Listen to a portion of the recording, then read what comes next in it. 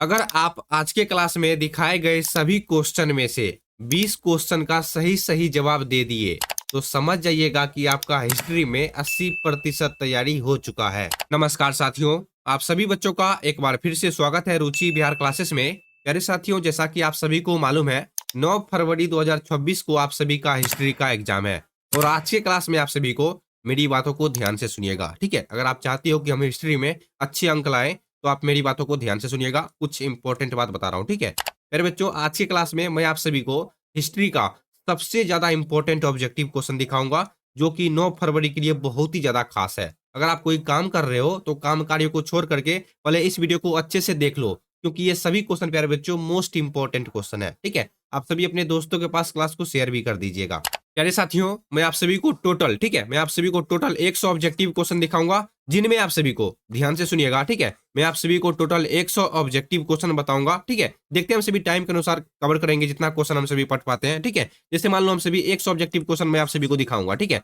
अगर मैं 100 objective question दिखाऊंगा तो आप सभी को केवल 20 क्वेश्चन सही करना है। अगर आपका इन वीडियो में 20 क्वेश्चन सही हो गया तो समझ जाइएगा कि आपका तैयारी प्यारे बच्चों हिस्ट्री में 80% हो चुका है, ठीक है। अगर 50 भी क्वेश्चन दिखाऊंगा, 50 भी क्वेश्चन मैं आप सभी को अगर इस वीडियो में दिखाऊंगा तो अगर आप सभी का 20 क्वेश्चन भी सही हो गया तो समझ जाइएगा कि आपका हिस्ट्री में 80% तैयारी हो चुका है।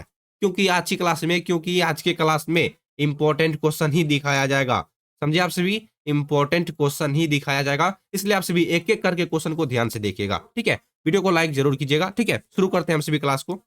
हड़प्पा सभ्यता का प्रशासन कैसा था? मैं पेन का कलर थोड़ा सा चेंज कर लेता हूँ, ठीक है, एक सेकंड। चलिए, सबसे पहला क्वेश्चन है, हड़प्पा सभ्यता का प्रशासन कैसा था? आप सभी दो काम करना प्यारे साथियों, ध्यान से सुनिएगा। ये एक रिकॉर्डिंग क्लास है, लाइव क्लास नहीं है। मेरे पास डिजिटल बोर्ड है कि नहीं कि मैं आप सभी को पूरा अपना चेहरा बड़ा कैमरा दिखाऊंगा, बड़ा लाइट दिखाऊंगा, ठीक है। एक रिकॉर्डिंग क्लास है, आप सभी एडजस्टमेंट कर लीजिएगा, ठीक है। अगर आपको हिस्ट्री में अच्छे अंक से पास होना है तो चैनल को सब्सक्राइब कर लीजिएगा। एग्जाम आते आते मैं आप सभी को ऐसा ऐसा क्वेश्चन दिखा दूंगा जिनको पढ़ने से आप सभी का पूरा टेंशन खत्म हो जाएगा, ठीक है। अगर आपको सब्जेक्टिव क्वेश्चन पर वीडियो चाहिए तो ये कमेंट आपको करना पड़ेगा कि सर सब्जेक्टिव क्वेश्चन भी पढ़ाइए। खैर छोड़िए, ये आपकी मर्जी है, ठीक है। देखो प्यारे बच्चों, सबसे पहला क्वेश्चन है, पेन का कलर व्हाइट करना पड़ेगा, ठीक है, ताकि आप सभी को अच्छे से हाईलाइट करके समझा सकूं। हड़प्पा सभ्यता का प्रशासन कैसा था? आप सभी को मैंने बताया था कि दो काम करना है आप सभी को, ठीक है। सबसे पहला काम ध्यान से सुनिएगा। सबसे पहले देखो प्यारे बच्चों, क्या आपको इस क्वेश्चन का सही उत्तर मालूम है? आप सभी को मात्र 20 क्वेश्चन का ही सही जवाब देना है, ठीक है। अगर 20 क्वेश्चन का सही जवाब दे दिए तो 80% तैयारी आपका हो चुका है, ठीक है। इतना तो मैंने आप सभी को बता दिया है। देखो, सबसे पहला काम क्या करिएगा आप सभी, सबसे पहला काम, इस क्वेश्चन का सही उत्तर आपको मालूम है कि नहीं ये कमेंट कर दीजिएगा। अगर आपको मालूम है तो कमेंट करते जाइएगा, ठीक है। मेरे मेरे बताने से पहले आप सभी क्वेश्चन का आंसर कमेंट कर दीजिएगा, ठीक है। नहीं तो वीडियो को रोक लीजिएगा और कमेंट कर दीजिएगा, ठीक है। अगर आपको इस क्वेश्चन का सही उत्तर मालूम नहीं है या फिर जिस भी क्वेश्चन का सही उत्तर मालूम नहीं हो, आप सभी हो सके तो स्क्रीनशॉट ले लीजिएगा या फिर कॉपी में नोट कर लीजिएगा, ठीक है। बहुत ही इंपॉर्टेंट क्वेश्चन मैं आप सभी को दिखा रहा हूँ, ठीक है। ये मत समझिएगा कि ये सब क्वेश्चन जानते हैं हम सभी छोड़ देते हैं, इग्नोर मत कीजिएगा प्यारे साथियों। वीडियो को सेव कर लीजिएगा, बहुत काम आएगा, ठीक है। चलिए, हड़प्पा सभ्यता का प्रशासन कैसा था? बस क्वेश्चन आंसर को ध्यान से देखो। एक बच्चे ने कमेंट किया था कि सर आप क्वेश्चन को मतलब समझा भी दीजिए, ठीक है। देखो, अभी समझने का समय नहीं है। समझने के समय में तो आप सभी इधर से उधर घूमते थे। अभी समझने का समय के अलावा अभी पढ़ने का समय है प्यारे साथियों, ठीक है। अभी क्वेश्चन आंसर को दिमाग में फिट कर लो, अभी समझो मत क्वेश्चन को, समय बहुत कम है, ठीक है। याद रखिएगा 15-20 दिन मिला जुला के समय बचा हुआ है, ठीक है। देखो, हड़प्पा सभ्यता का प्रशासन कैसा था तो आप सभी याद रखिएगा ऑप्शन नंबर सी, नगर पालिका के जैसा, ठीक है। याद हो गया? Option number C right answer है, ठीक है। हड़प्पा सभ्यता का प्रशासन कैसा था? नगर पालिका के जैसा। हड़प्पा सभ्यता का प्रशासन कैसा था? नगर पालिका के जैसा। एक एक क्वेश्चन को 5 बार पढ़ो, जब तक याद नहीं होगा तब तक छोड़ना मत, ठीक है। समझो मत, बस क्वेश्चन आंसर को याद करते जाओ, ठीक है। चलिए 2 नंबर में, महात्मा गांधी ने असहयोग आंदोलन, बहुत ही खास क्वेश्चन है प्यारे साथियों, बहुत ही खास क्वेश्चन है, ठीक है। मैं आप सभी को बार बार एक बात को नहीं बताऊंगा कि आपको 20 क्वेश्चन का ही सही जवाब देना है, ठीक है। आप सभी ईमानदारी पूर्वक बता दीजिएगा, ठीक है। महात्मा गांधी ने असहयोग आंदोलन किस वर्ष शुरू किया था? बहुत ही खास इंपॉर्टेंट क्वेश्चन है, तो आपसे भी याद रखिएगा। अगर आपको मालूम नहीं है तो 1920 में, ठीक है। Option number B right answer है। महात्मा गांधी ने असहयोग आंदोलन किस वर्ष शुरू किया था? तो 1920 में। याद हो गया? नेक्स्ट क्वेश्चन 3 नंबर में, इंडिका नामक पुस्तक के लेखक कौन थे? इंडिका जो पुस्तक है प्यारे साथियों, उनको किसने लिखा? इस क्वेश्चन का कहने का मतलब यही है, इंडिका नामक पुस्तक के लेखक कौन थे या फिर इंडिका इंडिका को किसने लिखा? ऐसा ही आप सभी को क्वेश्चन भी देखने, देखो एक बात मैं आप सभी को बता देता हूं, एग्जाम में 2026 के बोर्ड एग्जाम में यानी कि 9 फरवरी को, ठीक है, आप सभी को ऐसा ही क्वेश्चन देखने के लिए मिलेगा, ऐसे ही क्वेश्चन आप सभी को पूछेगा भी। ठीक है। इंडिका नामक पुस्तक के लेखक कौन है? तो मेगास्थनीज है। ठीक है, option number C right answer है। अच्छे से क्वेश्चन को देखो प्यारे साथियों। ठीक है, समय बहुत कम है इसलिए मैं आप सभी को थोड़ा सा जल्दी क्वेश्चन को दिखा रहा हूँ। ठीक है, क्योंकि अगले वीडियो का भी तैयारी करना है। ठीक है नहीं? इंडिका नामक पुस्तक के लेखक कौन थे? तो मेगास्थनीज थे। ठीक है, कल मैंने क्लास 12 हिंदी का मोस्ट इंपोर्टेंट ऑब्जेक्टिव क्वेश्चन पर एक वीडियो बनाया था। ठीक है, जिनको बहुत सारे बच्चे ने नहीं देखा था। अगर आप सभी उस क्वेश्चन को अच्छे से देख लेते हो, हिंदी का जो मैं कल वीडियो बनाया था, अगर आप सभी उस वीडियो को अच्छे से देख लेते हो तो प्यारे साथियों आप सभी मेरा यकीन मानिएगा, उनमें सबसे ज्यादा इंपॉर्टेंट ऑब्जेक्टिव क्वेश्चन को बताया गया है। ठीक है, देखो मेरा वीडियो क्यों नहीं चलता है? मेरा वीडियो नहीं चलने का रीजन एक ही है कि मेरा चैनल नया है, इसलिए बहुत बच्चे इग्नोर कर देते हैं। ठीक है, जिनको इग्नोर करना है करो, क्योंकि मैं आप सभी को वही क्वेश्चन दिखाता हूँ जो क्वेश्चन मोस्ट इंपॉर्टेंट होते हैं। ठीक है, जिनको इग्नोर करना होता है कर देता है। ठीक है, खैर खैर एजुकेशनल चैनल है, एजुकेशनल को ग्रोथ होने में समय लगता है। चलिए, इंडिका नामक पुस्तक के लेखक कौन थे? तो मेगास्थनीज। ठीक है, 3 का right answer option number C हो जाएंगे, 3 का। नेक्स्ट क्वेश्चन, भारतीय संविधान सभा के अध्यक्ष कौन थे प्यारे साथियों? भारतीय संविधान सभा के अध्यक्ष कौन थे? तो डॉक्टर राजेंद्र प्रसाद। ठीक है, ऑप्शन नंबर बी। भारतीय संविधान सभा के अध्यक्ष कौन थे? Doctor Rajendra Prasad. Next question 5 number में, संथाल विद्रोह का नेता कौन था? संथाल विद्रोह का नेता था सिद्धू और कानू। ठीक है, option number C right answer है। याद हो रहा है कि नहीं? संथाल विद्रोह का नेता कौन था? सिद्धू और कानू। वीडियो को सेव कर लेना, आप सभी वीडियो को 2 बार देखना। ठीक है, एक बार में ना सही दोबारा तो याद हो ही जाएगा। संथाल विद्रोह का नेता कौन था? सिद्धू और कान्हू था। ठीक है, चलिए 6 नंबर में, विजयनगर समाज की स्थापना किसने की थी? विजयनगर साम्राज्य की स्थापना किसने की थी? कृष्णदेव राय, देवराय प्रथम, या फिर हरिहर और बुक्का, या फिर सदाशिव राय? बताओ इस क्वेश्चन का सही आंसर क्या हो सकता है? मैं तब तक पानी पीता हूँ, आप सभी कमेंट कर देना और वीडियो को लाइक जरूर कीजिएगा। ठीक है, हाँ तो प्रश्न क्या था? विजयनगर साम्राज्य की स्थापना किसने की थी? नहीं मालूम है? मैं बता देता हूँ। ठीक है, विजयनगर समाज की स्थापना हरिहर और बुक्का ने की थी। ठीक है, option number C right answer है। और कब किए थे मालूम है आप सभी को? हरिहर और बुक्का ने विजयनगर साम्राज्य की स्थापना कब किए थे? तो 1336 में। ठीक है, डेट भी याद रखिएगा, इनको भी पूछ लेता है। ठीक है, विजयनगर समाज की स्थापना हरिहर और बुक्का ने कब की थी? तो 1336 में। और विजयनगर समाज की स्थापना किसने की थी? हरिहर और बुक्का ने। नेक्स्ट क्वेश्चन, हड़प्पा सभ्यता में विशाल स्नानघर के अवशेष कहाँ से प्राप्त हुए हैं? तो मोहनजोदड़ो प्यारे साथियों। ठीक है, ये क्वेश्चन जो है 101% चांस है, ये क्वेश्चन आपको पूछेगा ही पूछेगा। ठीक है, 101% चांस है।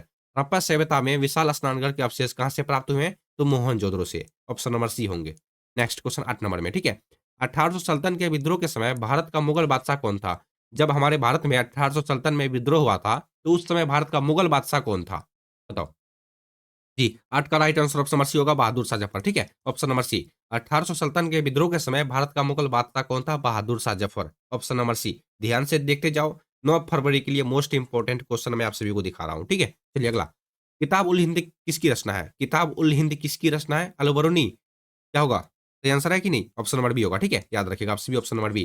किताब उल हिंद किसकी रचना है? तो आप सभी याद रखिएगा, अल-बरूनी। ठीक है, आप सभी को ये क्वेश्चन ऐसे भी पूछ सकता है, किताब उल हिंद के लेखक कौन है? ठीक है, किताब उल हिंद किताब उल हिंद की रचना किसने की थी? तो आप सभी याद रखिएगा, तो अल-बरूनी। 9 का right answer option number B हो जाएंगे।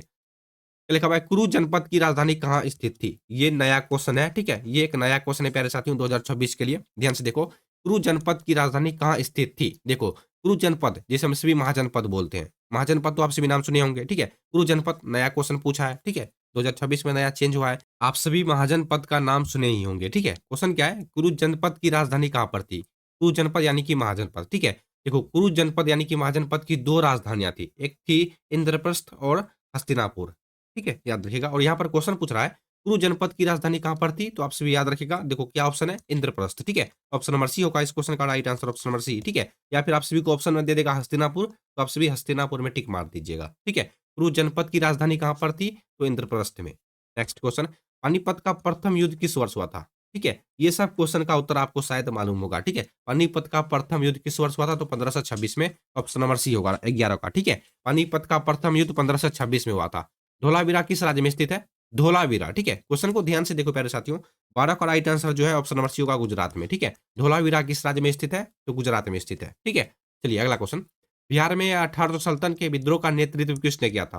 बिहार में 1800 के विद्रोह का नेतृत्व किसने किया था? बताइए। 13 का right answer option number B होगा, कुंवर सिंह। ठीक है, ऑप्शन नंबर बी सही आंसर है। ठीक है, ध्यान से देखते जाइए बस प्यारे साथियों। नेक्स्ट क्वेश्चन, चलिए याद हुआ कि नहीं? क्वेश्चन क्या था? बिहार में 1800 के विद्रोह का नेतृत्व किसने किया था? तो आप सभी को याद हो गया होगा, कुंवर सिंह ने किया था। ठीक है, अगला क्वेश्चन, प्रयाग प्रशासित की रचना किसने की थी? प्रयाग प्रशासित की रचना किसने की थी? तो हरिसेन, ऑप्शन नंबर सी। ठीक है, 14 का बिल्कुल परफेक्ट आंसर है हरिसेन। ठीक है, 15, अकबर ने किस वर्ष दिन ए इलाही धर्म चलाया था?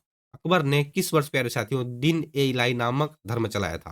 बताइए आपसे भी बहुत ही खास क्वेश्चन है, ठीक है। 15 का right answer option number C होगा 1581 में, ठीक है। 1581 में अकबर ने दिन ए इलाही नामक धर्म चलाया था, ठीक है। चलिए 16 नंबर में हम देखते हैं, जलियांवाला बाग हत्याकांड कब हुआ था? 13 अप्रैल 1919 को, option number A right answer है। जलियांवाला बाग हत्याकांड कब हुआ था? 13 अप्रैल 1919 को, ठीक है। 17 नंबर में, सांची का स्तूप भारत के किस राज्य में स्थित है? सांची का स्तूप भारत के किस राज्य में स्थित है?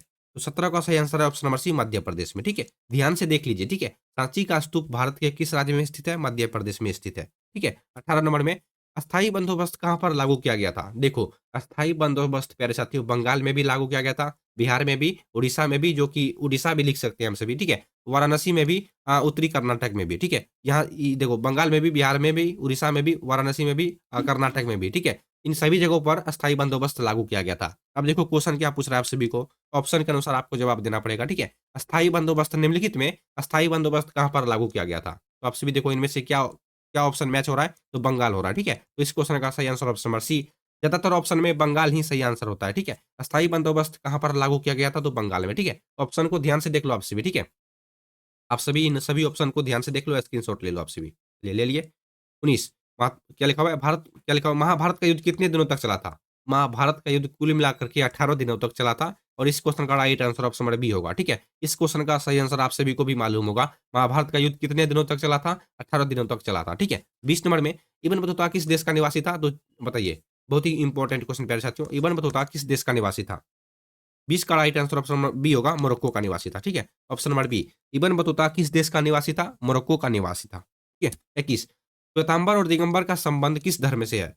श्वेतांबर और दिगंबर का संबंध किस धर्म से है? 21 का सही answer option number C, Jain धर्म से है, ठीक है। याद रखिएगा, श्वेतांबर और दिगंबर का संबंध जो था किस धर्म से था? तो जैन धर्म से था, ठीक है। आईन ए अकबरी कितने भागों में विभक्त है? आईन ए अकबरी 5 भागों में विभक्त है, ऑप्शन नंबर सी, ठीक है। 23, साइमन कमीशन भारत कब आया था? साइमन कमीशन भारत कब आया था? तो इसका सही आंसर ऑप्शन नंबर सी, 1928 में, ठीक है। 1928 में साइमन कमीशन भारत कब आया था? 1928 में आया था। 24, हड़प्पा सभ्यता, सॉरी क्या लिखा हुआ है? हड़प्पा किस नदी के किनारे स्थित है? देखो, हड़प्पा किस नदी के किनारे स्थित है? लोथल किस नदी के किनारे स्थित है? इससे पिछले वाले जो हिस्ट्री के ऑब्जेक्टिव क्वेश्चन का वीडियो आया था, उनमें मैंने पूरा डिटेल से बताया था। अगर आप सभी देखना चाहते हो इनसे पिछले वाले हिस्ट्री वीडियो का लिंक, तो वीडियो का लिंक डिस्क्रिप्शन में आपको मिल जाएगा, ठीक है। वीडियो के प्लेलिस्ट का लिंक डिस्क्रिप्शन में मिल जाएगा, आप सभी जाकर के चेकआउट कर सकते हो, ठीक है। हड़प्पा किस नदी के किनारे स्थित है? यहाँ पर क्वेश्चन पूछ रहा है 24 नंबर में, हड़प्पा किस नदी के किनारे स्थित है? तो हड़प्पा रावी नदी के किनारे स्थित है, ठीक है। 24 का सही आंसर ऑप्शन नंबर सी होगा।